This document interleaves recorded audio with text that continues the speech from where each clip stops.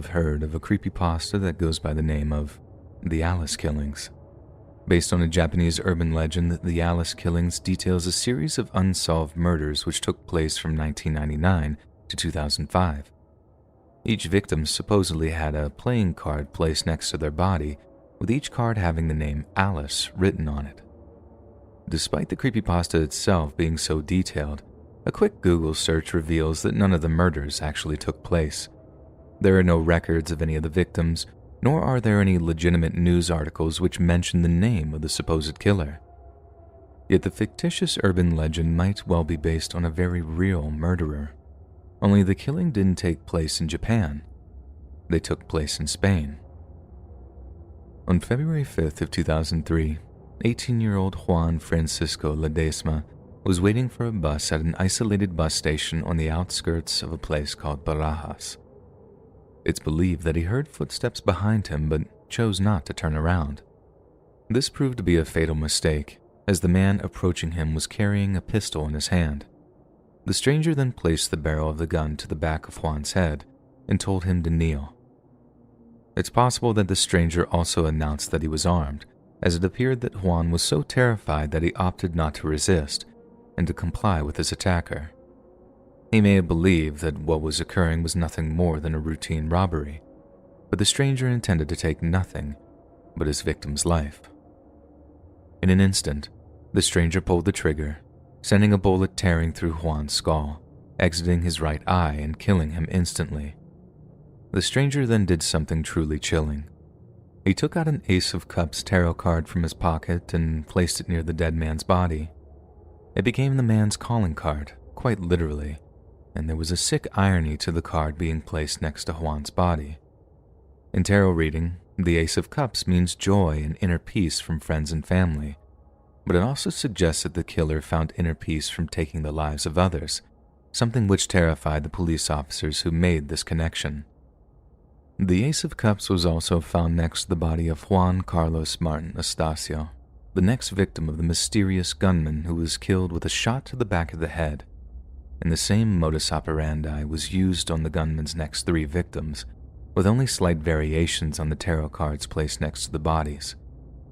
It seemed there would be no end to the shooter's killing spree, as at the time, the Spanish police were wholly unequipped to deal with a serial murderer who seemed to have no apparent motive other than his enjoyment of killing. But then, inexplicably, the killer simply handed himself into the police, and his name was Alfredo Galan. Born on April 5th of 1978 in the Spanish mining town of Puerto Llano, Alfredo Galan was said to be a shy, introverted child. At the age of 20, with very little in the way of career prospects, Alfredo enlisted in the Spanish army as an officer in the Parachute Brigade. He participated in 2 peacekeeping missions in a war-torn Bosnia and was commended for his service there. Yet after his unit returned to Spain, he began to display some rather serious behavioral problems.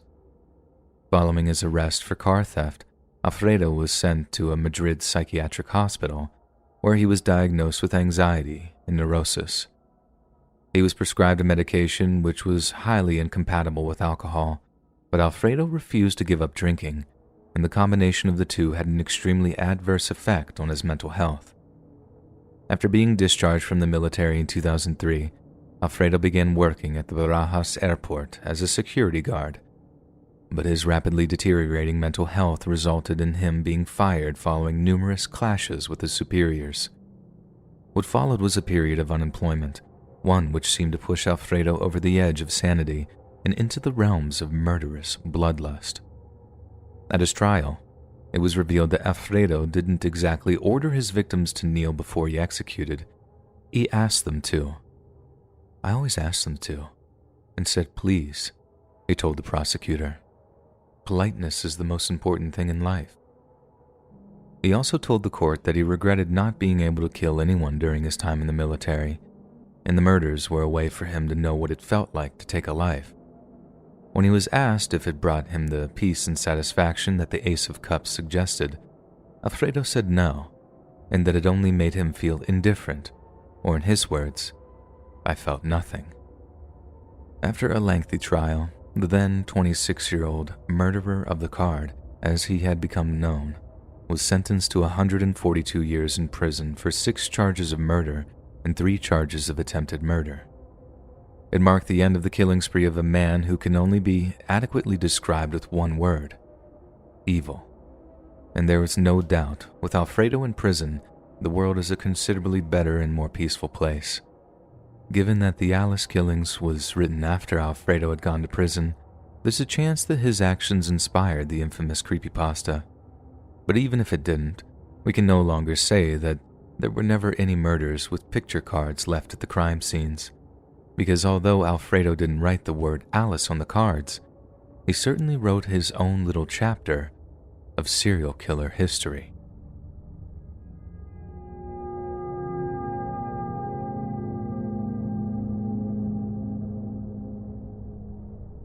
We've all heard the urban legend about the poisoned Halloween candy, right?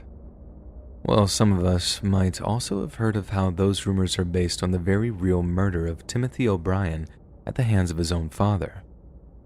Ronald McBrien deliberately poisoned 8-year-old Timothy with a cyanide-laced pixie stick in order to claim life insurance money to pay off a $100,000 debt.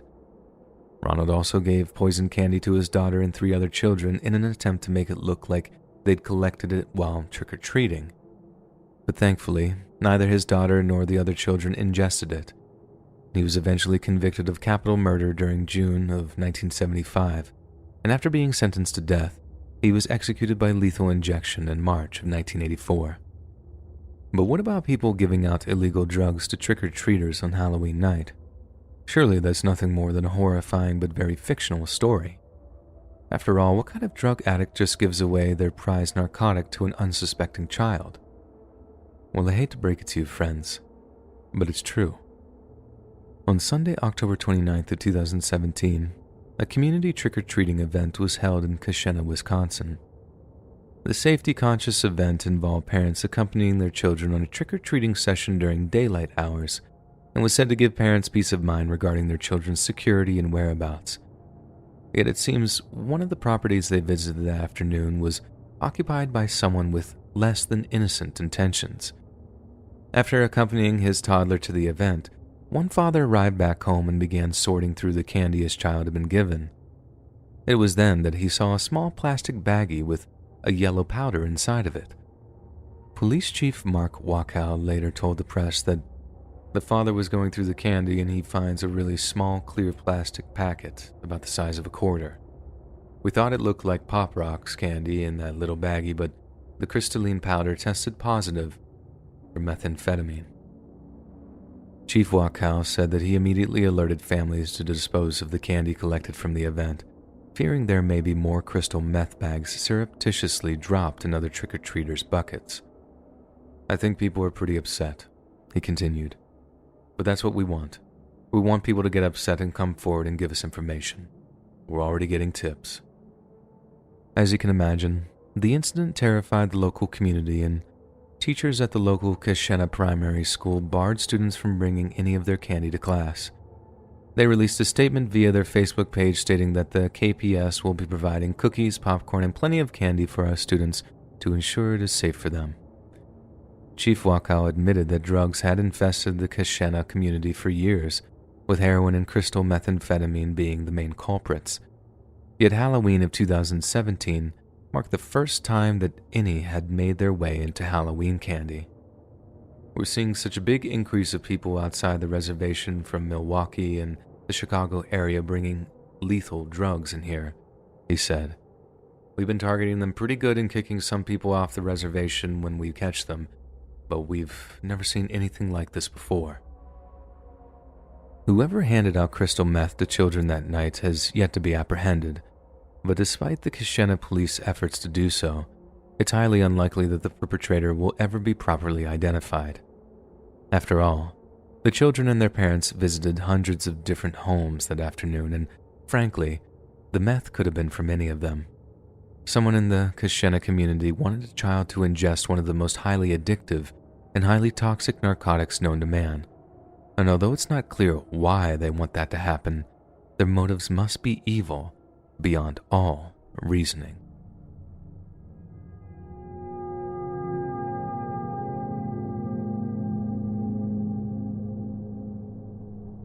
Whenever the subject of urban legends arises, there's a good chance that one particular tale will rear its ugly head. As the story goes, a pair of young friends pay a visit to a traveling carnival and decide to patronize its rather creepy-looking haunted house. At some point, the children see a mock-up of a human corpse, one that looks a little too real, and on closer inspection, they're horrified to discover that it's no mere model. What they've been looking at was an actual cadaver, but as they run screaming from the attraction, not a soul believes them. The next day, some police officers hear rumors of the corpse in the haunted house, but when he arrives to investigate, the circus is long gone, along with the body in the haunted house. It makes for a good campfire tale, but never in a million years would someone believe such a far-fetched story. However, in reality, the story is true. There really was a human corpse being used as part of an attraction at a traveling carnival, and the corpse belonged to a man named Elmer McCurdy. Elmer McCurdy was born in the state of Maine on January 1st of 1880. He was the son of an unmarried 17-year-old named Sadie McCurdy, while the identity of his father remains unknown. Rumor has it that Elmer's father was actually his mother's cousin, but in order to save Sadie the embarrassment and shame of raising an inbred and illegitimate child, her brother George and his wife Helen adopted the younger Elmer and raised him as their own. When the truth of his birth became known to him, a highly disturbed Elmer became incredibly resentful and was said to become unruly and rebellious. By his teenage years, he had become a heavy drinker, a habit he continued until his dying day. A few years later, Elmer departed Maine and began drifting around the eastern United States. He briefly gained employment as a lead miner and plumber, but was unable to hold down a job due to his rampant alcoholism. In 1907, lack of career prospects led Elmer to join the United States Army, where he was trained as a machine gun operator, as well as in the use of nitroglycerin for demolition purposes. Following his discharge from the military, Elmer met up with an old Army friend in Kansas, whereupon he engaged in a burglary spree. He was arrested on November 19th of 1910 with a variety of what police called criminal paraphernalia, including chisels, hacksaws, funnels for nitroglycerin, gunpowder, and money sacks. Yet he was later found not guilty after a judge deemed that the tools could well be intended for work purposes. Following his release, Elmer threw himself into the criminal lifestyle and began a career as a train and bank robber. Yet his career as an armed robber was short-lived, and barely a year into his illicit endeavors, he committed what would be his final robbery. On October 4th of 1911, Elmer and two accomplices planned to rob a Katy train near Okessa, Oklahoma. They had heard that the train contained $400,000 in cash that was intended as royalty payment to the Osage Nation. However, in a twist of ineptitude, McCurdy and the men mistakenly stopped a passenger train instead and made off with only $46, 2 bottles of whiskey, and the train conductor's watch. A newspaper article later called it one of the smallest robberies in history, and to drown his sorrows over the bungled job, Elmer resumed his heavy drinking. He didn't believe for a second that such a measly haul would draw the ire of local law enforcement, but he was wrong. And in the early morning hours of October 7th, a posse of 3 sheriffs tracked Elmer to the hay shed that he was hiding in, using bloodhounds. In a newspaper interview published shortly afterward, Sheriff Bob Fenton recalled, "It began at just 7 o'clock. We were standing around waiting for him to come out when the first shot was fired at me. It missed, but he kept shooting at all of us for about an hour. We fired back every time we could." In the end, Elmer was killed by a single gunshot wound to the chest, and his body was taken to an undertaker in Pawhuska, Oklahoma, where he embalmed the body with an arsenic-based preservative typically used in embalming in that era to preserve a body for a long period when no next of kin were known. He then shaved the face, dressed the body in a suit, and stored it in the back of the funeral home. Many weeks passed, and Elmer's body remained unclaimed, but the undertaker refused to bury or release the body until he was paid for his services.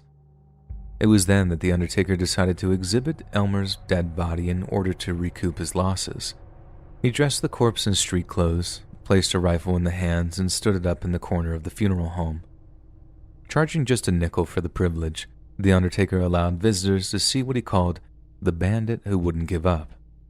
As a result, Elmer's corpse became a popular attraction at the funeral home, so much so that it drew the attention of a pair of traveling carnival promoters. Then, on October 6th of 1916, a man claiming to be Elmer McCurdy's long-lost brother contacted the Oklahoma sheriff, seeking permission to take the body to San Francisco for a proper burial. The following day, the man arrived at the undertaker's office with a series of forged legal documents, forcing the undertaker to release the body into their custody. In reality, the men were not relatives of Elmer's. They were James and Charles Patterson, owners of the Great Patterson Carnival shows. The Pattersons then shipped the body to Kansas, where it was featured in their carnival shows as the outlaw who would never be captured alive. And then in 1922, James Patterson sold his operation to a man named Louis Sonny. Sonny then featured Elmer's corpse in his traveling Museum of Crime, which featured wax replicas of famous outlaws such as Jesse James. In 1933, it was acquired by movie director Dwayne Esper to promote his exploitation film entitled Narcotic. The corpse was placed in the lobby of a movie theater with the caption, "Dead Dope Fiend," with Esper claiming that he had personally killed the man after he had robbed a drugstore to support his habit. By the time Esper came into possession of Elmer's body, it had become so badly mummified that the skin had become hard and shriveled, which Esper claimed was proof of his supposed drug abuse. Following the promotional run of Narcotic, Elmer's corpse was stored in a Los Angeles warehouse and eventually made a brief appearance in the 1967 film She Freak. Then, the following year, the owner of the warehouse sold the body, along with a series of wax figures, for $10,000 to the owner of the Hollywood Wax Museum. This is how a genuine human corpse started to become mistaken for fake, and in an amusing but disturbing twist, it was returned to the museum following its rental by another waxwork exhibit, who claimed the body was not lifelike enough to be an exhibit. The Hollywood Wax Museum then sold the corpse to the owner of the Pike, an amusement zone in Long Beach, California, and by 1976, Elmer's corpse was hanging in the Pike's Laugh in the Dark Funhouse exhibition. Following its display at the Long Beach Funhouse, December of 1976 saw the production crew of the television show The $6 Million Man use the exhibit for an episode entitled Carnival of Spies. During the shoot, a prop man moved what was thought to be a wax mannequin that was hanging from a set of gallows. When the mannequin's arm broke off, a human bone and muscle tissue were visible underneath. The prop man was understandably horrified and immediately contacted the police, who in turn transported Elmer's mummified corpse to the Los Angeles coroner's office. The next day, a coroner conducted an autopsy and determined that the body was that of a human male who had died of a gunshot wound to the chest.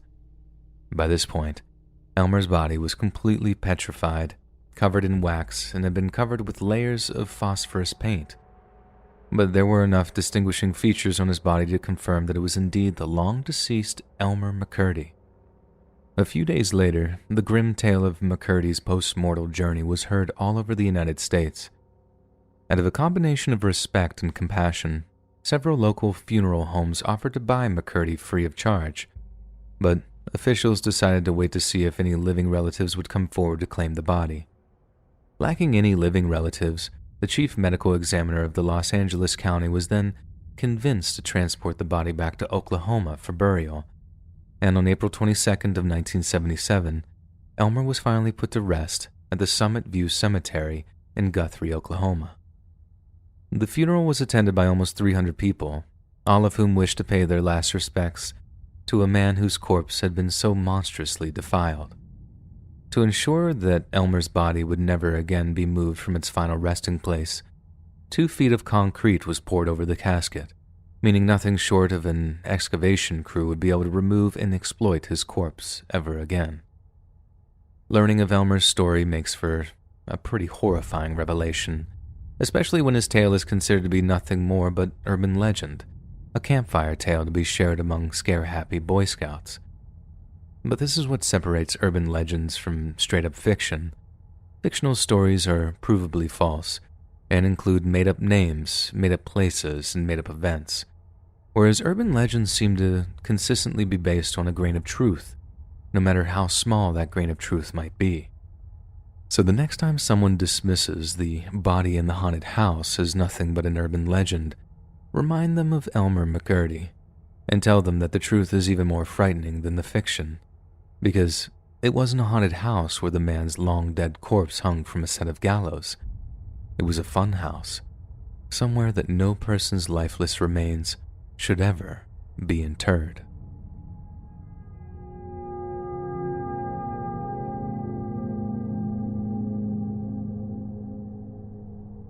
There's a certain urban legend which haunts medical schools all over the world, one which details how a medical student prepares to work on a cadaver during a gross anatomy laboratory, only to discover that the one assigned to him for dissection is a relative of his.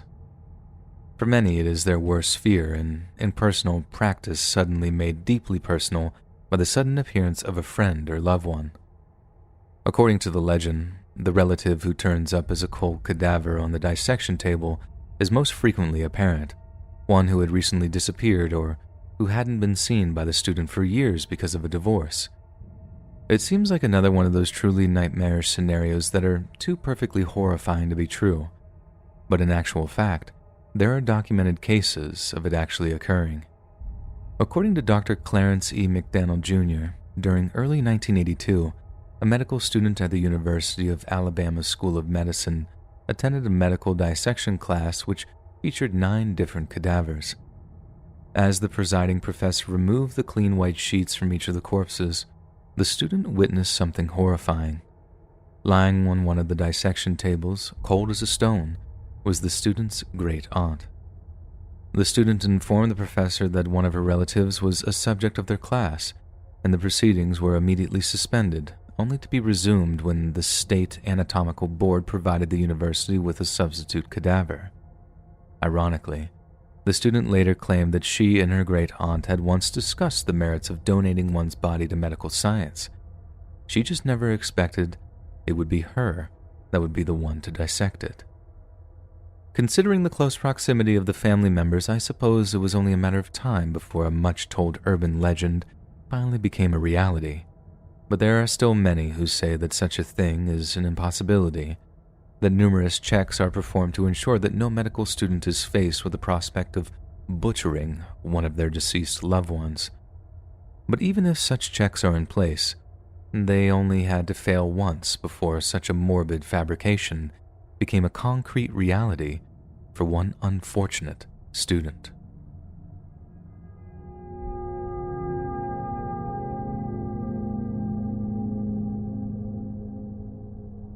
Many legends surround the life and death of infamous outlaw George Big Nose Parrott. Some say he was a member of Butch Cassidy's Wild Bunch, while others say he rode with Frank and Jesse James. However, Old West historians generally agree that Parrott was more of a run-of-the-mill horse thief and highwayman.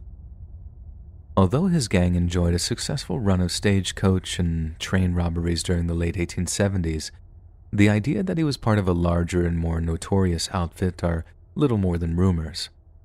There is another supposed urban legend surrounding George Parrott, and a considerably more gruesome one at that. Some say that upon being captured and lynched by an angry mob of Wyoming citizens, George's skin and bones were fashioned into collector's items, then sold to the highest bidder. Given their outlandish nature, many dismiss these rumors as completely false. If he didn't ride with the James gang, there's no way something so hideous occurred following his death. However, it may equally surprise and appall you to discover that these reports were no mere rumors. They're completely factual. George became a highly wanted man in 1878 after he and his gang murdered 2 lawmen after a botched train robbery. The officers traced the outlaws to their camp at a place called Rattlesnake Canyon, but they were soon spotted by a gang lookout. The robbers stamped out the campfire and hid in a bush. Then, when the 2 lawmen walked into their camp, they were subjected to a fatal ambush. One was immediately shot in the head while the other was shot in the back as he tried to flee. Upon learning of the ambush, the local sheriff put out a $10,000 bounty for the gang, which was later doubled to $20,000, dead or alive. The following year, George and his gang carried out a daring daylight robbery against a cash convoy containing a U.S. Army payroll comprising 15 soldiers and 2 officers. As the convoy approached a shallow river crossing, the gang donned masks and stationed themselves at a turn in the trail. They then proceeded to ambush and capture the lead element of soldiers, then captured the rear element of the soldiers which was guarding the cash wagon.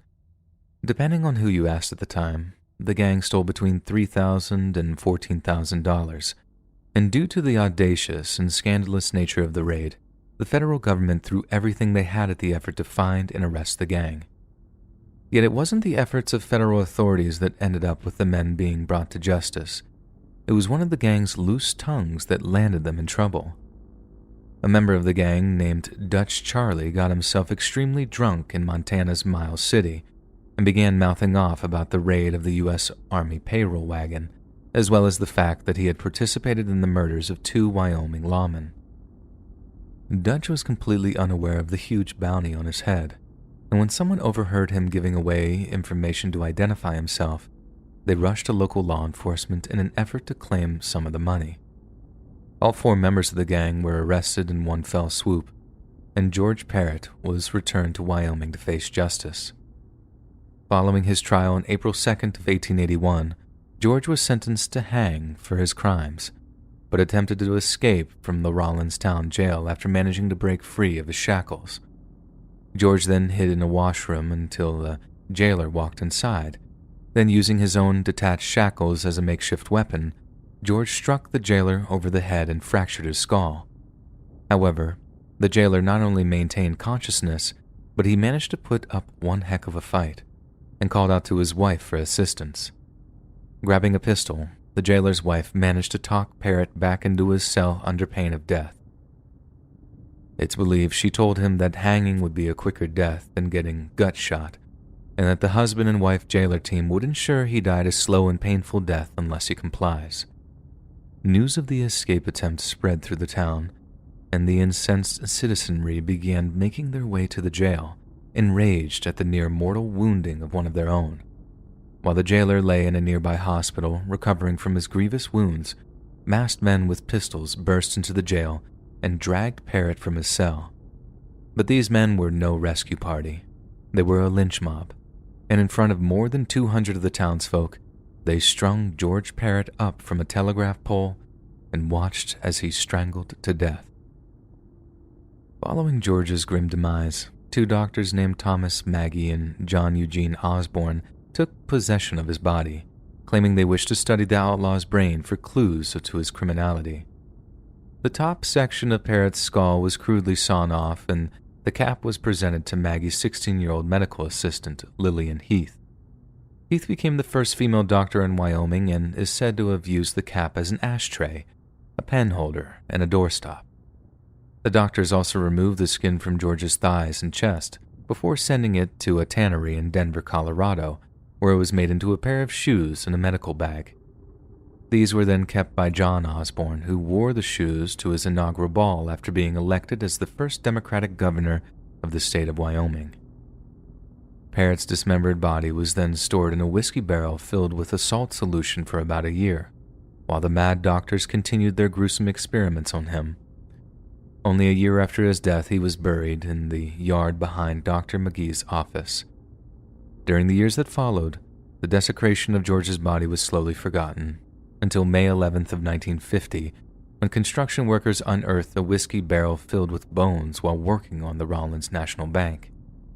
Inside the barrel was a skull with the top sawn off, as well as the shoes said to have been made from George's thigh flesh.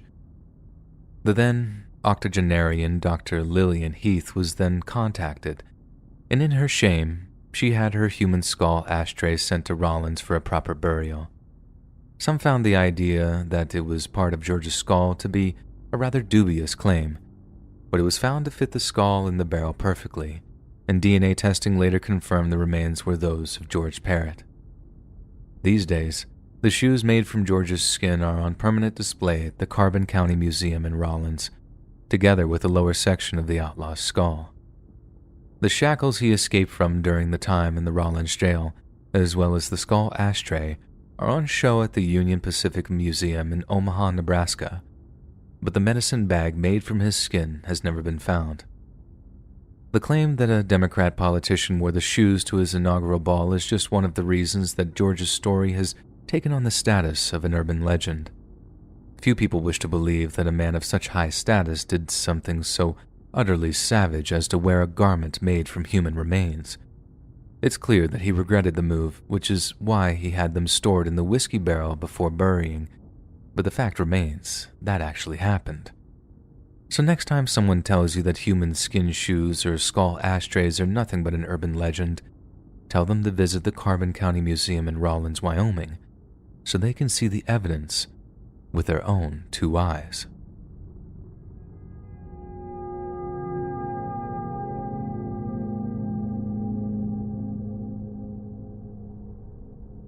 Around the year 2003, there were a number of reported sightings of something very strange and very frightening wandering the woods near the town of Mals in western Switzerland. People spoke of a tall figure dressed in a dark boiler suit, complete with combat boots and a long, flowing camouflage cape. But most unsettling of all, the figure seemed to be wearing a World War I-era gas mask, the kind with a long trunk-like tube leading away from the mouthpiece. By the time the figure was given the nickname of the Ghost of Mals or Le Loyan, many had dismissed the sightings as mere hearsay, a kind of suburban legend manufactured by skittish hikers and bored teenagers. But as the years went on, it seemed that there were far more credibility to the sightings than people first thought, and what had once been nothing but an urban legend grew more and more tangible by the day. Those who cited Le Loyan often describe being overcome with a sense of paralyzing dread or fear, with some even claiming it was an otherworldly entity that emanated some kind of supernatural force. The rumors of such a being seeped so deep into Mal's collective consciousness that some were too afraid to go outside at night, while many were too afraid to venture into the forest at all. Children would come running home to their parents, screaming in fright, claiming they had spotted Le Loyan staring at them through the trees. Britain's Daily Mail quoted one Swiss farmer as saying that families simply won't go into the forest anymore. No one here finds the story funny. Mal's police force soon began regular patrols of the forest, searching for the ghostly figure in order to question him and discover his intentions. One municipal officer released a public statement which read, "The situation is delicate because we basically have nothing against this person. But since he arouses these fears, we are going to hold a meeting to see if we can find a way of locating him and discouraging him from behaving as he does."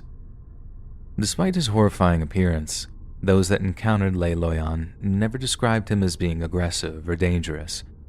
Most sightings involved him simply walking through the trees, and sometimes even on well-traveled footpaths, as if he had nothing to hide. Rarely did Le Loyan ever acknowledge those who sighted him, even if a glance or two was exchanged. Occasionally, he would simply stare at those who sighted him, but on one occasion, when a woman spotted him while picking flowers in a meadow, her presence seemed to startle Le Loyan, who then bounded back into the safety of the trees. The woman, a resident of Mals by the name of Marianne de Clou, said although the man seemed harmless, the encounter was still very unsettling. Quote, "It was a rainy Sunday. He had a cap, a dark cloak, and his gas mask," she said. "What could possibly be going through his head? I don't know, but it was unforgettable and unpleasant. I hope I don't run into him again." Despite the compelling witness statements from those that claimed to have sighted Le Loyan, there was never any physical or photographic evidence of such an entity. The fact that some even claimed that the man left no footprints behind was even more incredulous, and this seemed to further cement the idea that Le Loyan was nothing more than a fiction. Yet in 2013, a Swiss hiker happened to be walking through the woods with his young son when he happened to spot the ominous figure walking down a forest path. This time, he didn't have to rely on the belief of others for his story's legitimacy. He had a camera with him, and as Le Loyan walked away from him, back turned, The man took a quick picture of the figure to prove what he had seen. The man offered to share the photograph with Swiss media outlets, and when contacted by one particular publication, he had this to say of the encounter. "I came across him near the marshes. I approached about 10 meters away. He had a military cape, boots, and an army gas mask, an antique type, I believe. It measured more than 1.9 meters. He stared at me, then turned his back on me and went away quietly. He, or she, by the way, was not aggressive, but if I had been alone, I would have apprehended him to tell him that it scares children, except that I was with mine, who was scared and I had to reassure. So I stayed cautious and just took a picture with my phone when he left. You never know. Maybe he's crazy." The photograph would go on to be published in the Swiss-French news provider Le Matin, and generated a huge amount of interest, especially from those who had once dismissed the sightings of Le Loyan as a mere urban legend. From then on, Le Loyan, who had been nothing more than just an obscure local phenomenon, was thrust into the international limelight. What followed were legions of intrigued tourists, ghost hunters, and journalists, all wishing for their own encounter with Le Loyan. Some were armed with camera, others with actual weaponry, and their presence turned the normally sleepy rural area into a veritable circus of curiosity. Yet, around this same time, sightings of Le Loyan seemed to drop off altogether. One might expect such a saturation of forest walkers to at least dredge up a handful of encounters, yet Le Loyan seemed to have disappeared entirely. Some suggested that he had been killed after a run-in with a group of more fearful or aggressive hunters, while some reiterated that he had never existed to begin with, and the photograph of him was nothing more than an elaborate fake. But one day, as a hiker was walking down one of the many forest paths outside of malls, he found something that laid the issue to rest once and for all. The hiker found a neatly folded boiler suit and camouflage cape laying in the dirt at the edge of the trail, and sitting on top of them was a World War I-era gas mask. But that's not all the hiker found. They also found a handwritten note, one which was entitled, "The Death Certificate and Testament of the Ghost of Malls." The note explained that by publishing the photograph, the Le Matin was to blame for the death of someone the author described as a very harmless being. They went on to say that the hunt for Le Loyan had made it too risky for him to continue his wanders through the forest, which were described as a real therapy of happiness. For some reason, the note then refers to the works of author and philosopher Leopold von Sacher-Masoch, a utopian thinker who espoused socialist and humanist ideals. Since the letter was worded in a similar manner to that of a note that someone who would be taking their own life would leave, some began to speculate that the Le Loyan had taken his own life, although upon reading it, it's quite clear that the author was referring to the symbolic death of Le Loyan, and not necessarily the death of the person behind the gas mask. Despite the chain of compelling physical evidence coupled with the numerous sightings, the truth behind Le Loyan remains obscure to this day. There are some who insist that the whole thing was a complete fabrication, while others have more outlandish theories detailing how Le Loyan was some sort of interdimensional interloper. The most likely explanation seems to be that the man was little more than an eccentric hiker, one who gained a bizarre gratification by dressing in his post-apocalyptic pseudo-military costume. Yet the fact remains that nobody really knows for certain, and as time goes on, we are less and less likely to get any legitimate, concrete answers.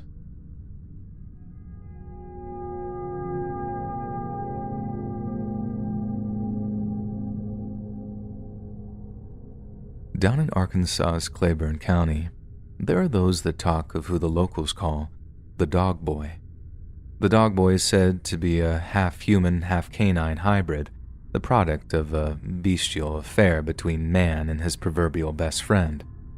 The Dog Boy lived in the woods outside of Little Rock, hunting birds and rabbits or any other kind of flesh that he could feast on. He was this huge, weird-looking dog thing with long brown hair, creepy eyes, and great big arms and hands, One resident told the River Valley Ozark newspaper in 2007, "I actually saw him this one time. He walked right out in front of me and glared at me, then ran off into the woods." These days, most believe the stories of the dog boy to be pure legend. Yet little do they know, he is based on a very real person.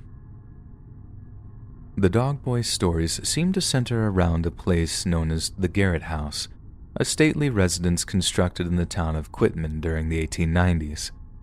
In the early 50s, the property came into the ownership of Floyd and Aline Bettis, a couple in their mid-30s who, for many years, had been trying unsuccessfully to have children. Rumor has it that in the time before Aline first fell pregnant, the couple stopped going to church, and strange lights could be seen emanating from the Garrett house after nightfall. This may well be playful exaggeration, but what we know for certain is that in 1954, the Bettis' first son was born, a boy they named Gerald. Even before he learned to walk and talk, the townsfolk observed that Gerald was a difficult child. His parents were good people, but Gerald was a brat, vicious and cruel, one local historian said. This historian also claimed that Gerald developed some very unusual and very disturbing habits early on in life, including collecting dead cats and dogs. It's this, not a furry, feral appearance, that led to him being nicknamed Dog Boy. He would catch stray animals and torture them. We would hear them howl, stated Quitman native Mary Nell Hollibird. Another resident, Nelda Kennedy, backed up Hollibird's claims. "I had almost forgotten about these cats and dogs he had, but he even added on to the house so he could keep more of them inside," they said. As a result of their son's malicious behavior, Gerald's parents became extremely fearful of him, and as the boy grew older, he wielded a terrifying amount of control over them. By the time he was a teenager, locals say Gerald towered over his elderly parents at a gargantuan 6'4", while weighing in at close to 300 pounds. He kept his parents virtually imprisoned in the upstairs part of that house, Mary Hollibird said. He'd feed them, but only when he decided it was time for them to eat. There are multiple reports of Gerald violently assaulting his elderly father, and one such article pulled from the Arkansas Democrat-Gazette archives states that Gerald actually threw his father from an upstairs window at one point during his teens. The article goes on to state that Floyd Bettis only survived because he hung on to a window ledge until local law enforcement showed up to rescue him. Nelda Kennedy was reported to have said, "I was afraid of Gerald. If you had ever seen his eyes, they seemed to glow at night. One time he came over and got onto us because we had trimmed a magnolia tree that overlapped into his backyard. And when they started cleaning that house up, one of his uncles came to my house to borrow a gun because he was afraid that Gerald would get riled up." According to the Heber Springs Sun-Times, Floyd Bettis went on to pass away at home in 1981 after a short illness saw his health deteriorate rapidly. Yet, there are some who insist that Floyd was murdered by his own son, and that he was pushed down the staircase and died from a broken neck. In the early 80s, Gerald's mother, Aline Bettis, took a nasty fall and suffered a broken hip. This required a trip to the hospital, the same hospital where Mary Hollibird was employed as a nurse. She would later claim to have witnessed Gerald's horrific treatment of his mother, stating that he was slapping her around and telling her, "I'm going to have you arrested if you tell anyone what I did." Hollibird filed a complaint with the local police, and not long after this incident, Aline was placed into Adult Protective Services and removed from Gerald's company permanently. Sometime later, Gerald built a sunroom on the back of the house and started a cottage industry selling marijuana to local youths. Once local law enforcement caught wind of this, they arrested him, and Gerald was sent to prison after being convicted of distributing illegal substances. The Arkansas Democrat-Gazette archives confirmed that a 34-year-old Gerald Floyd Bettis died in prison during May of 1988, with the cause of death listed as a drug overdose. But it seems Gerald would never truly die, as his terrible story birthed a brand new one, the chilling legend of the Dog Boy. When Aileen Bettis passed away in 1995, Mary Hollibird's niece inherited the house. Hollibird has cared for Aileen during her twilight years, and her kind treatment had led to her family being written into the dying woman's will. Shortly after Aileen's death, there was an estate sale at the house with numerous possessions and antiques being sold for discount prices to cover the cost of Aileen's funeral.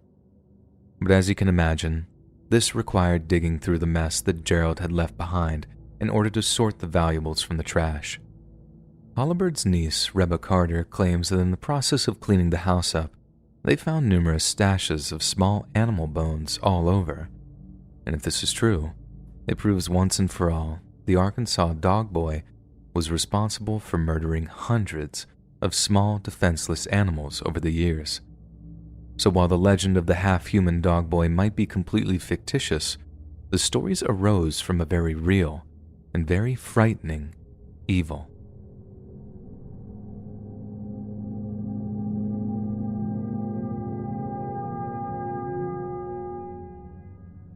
For years now, there have been a number of rumors and urban legends concerning some very shady medical practices by the U.S. federal government.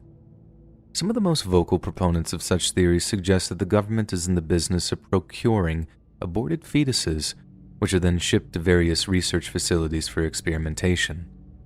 Such terrifying theories sound like the stuff of grimdark science fiction, and those who suggest they might be true are often censored or mercilessly ridiculed. But horrifyingly, there was a time in U.S. history where deceased children were indeed used for experimentation, and the name given to these experiments was Project Sunshine. According to a 1994 article from the Washington Post, federal researchers conducted radiation tests on stillborn babies in Chicago during the 1950s, and these experiments were just one small facet of a wider program of human experimentation during the Cold War. Project Sunshine was a large-scale study conducted by the newly formed Atomic Energy Commission to determine the long-term effects of nuclear fallout on humans, and was conducted in the aftermath of the post-World War II nuclear tests that took place in the deserts of Nevada. According to the documents released by the Department of Energy, scientists cremated more than 40 newly deceased infants and measured the amounts of radioactivity in the remains. The documents also state that it's unlikely that the parents were notified of this, or even if permission was obtained for the use of their children in the experiments. The release of the long classified documents detailing the Chicago Bay Project caused widespread outrage during the Clinton administration and raised some serious questions regarding the ethical standards of Cold War research projects. Energy Secretary Hazel R. O'Leary was so appalled by the radiation experiments that she lodged a formal complaint with President Clinton, who in turn appointed an interagency committee to determine whether the victims should be compensated. Although a handful of Project Sunshine's research results were published in the mid-1950s, most of the files were contained in secret government documents that were only declassified in 1994. It was discovered that the project was led by a man by the name of Willard Libby, a University of Chicago scientist and senior Atomic Energy Commission official who had since passed away. According to Steve Golson, a Department of Energy radiation specialist, scientists gathered data on the babies to determine how much fallout humans could bear, and that the experiment was quote-unquote also useful in deciding what the health effects were of the nuclear weapons tests being conducted at the time. The declassified documents stated that researchers used babies because they provided the best measure of the amount of radiation in the body that was due to nuclear fallout, rather than from other sources, such as ingesting irradiated food. According to the documents, all of the babies used were stillborn in the early to mid-50s, and none of them died as a result of radiation treatments. Steve Golson acknowledged that some key aspects of the study remain unknown or were deliberately obscured, with one such detail being the method used to obtain what were chillingly referred to as samples. Other information excluded from the documents includes how much the parents of the deceased infants knew about the experiments and what happened to the remains after the tests were completed. Shockingly, once the news of Project Sunshine had broken, a retired Los Alamos researcher defended the tests in a widely publicized interview. There was probably no other way for science to obtain this kind of information at the time, Don Patterson said. The use of rats or other animals would not obtain the same results. This was a case of children who were no longer beneficial to the population being able to provide information that was enormously important for the rest of the world's children.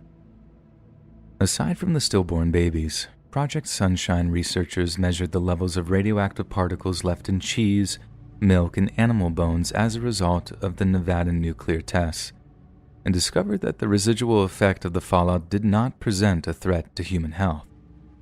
Yet as horrifying as the experiments may be, Project Sunshine was not the only extremely unethical experiment performed during the early phases of the Cold War.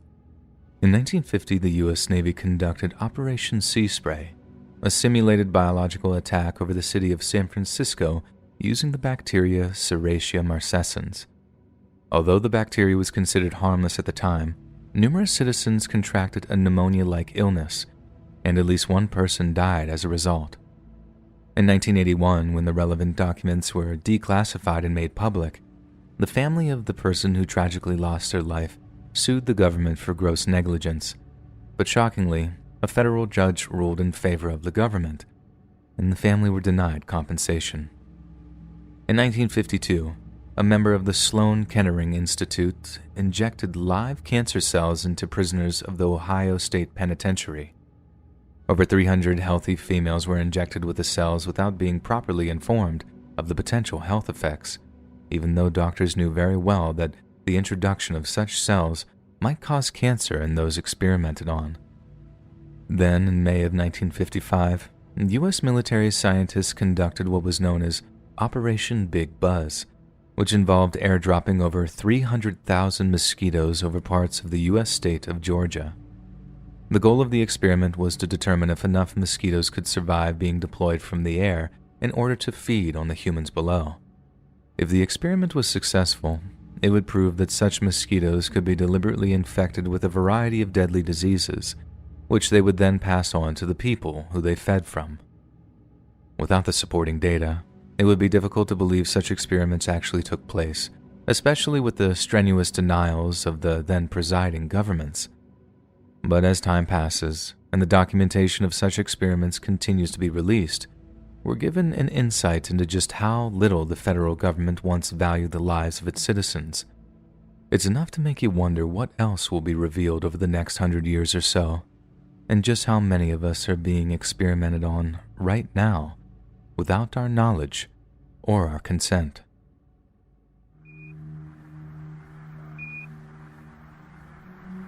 Hey friends, that was too long. Hey friends, thanks for listening. Click that notification bell to be alerted of all future narrations.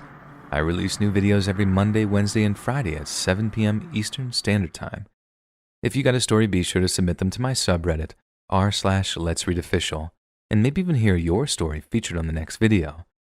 And if you want to support me even more, grab early access to all future narrations and bonus content over on Patreon, or click that big join button to hear about the extra perks offered for channel members. And check out the Let's Read podcast, where you can hear all of these stories in big compilations and save huge on data, located anywhere you listen to podcasts. Links in the description below. Thanks so much, friends. And remember, Pennsylvania and North Carolina are the best states in the world.